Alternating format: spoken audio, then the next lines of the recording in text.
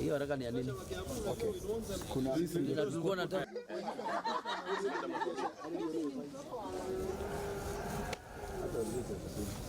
hiyo haraka ni nini? Okay. Kuna tulikuwa nataka magooti nĩ mathiĩte igũrũ mũno. Tene kwari igoti rimwe single business permit. No rĩu ũiguaga ũrendia nduka ĩmwe ũkerwo nĩ ũkũrĩhĩra gĩkĩ, nĩ ũkũrĩhĩra gĩkĩ, nĩ ũkũrĩhĩra gĩkĩ. Ona andũ arĩa mara export ndora yathiĩ igũrũ noguo maũndũ marehaga thĩna. Maguta mathiĩ igũrũ noguo maũndũ marehaga thĩna.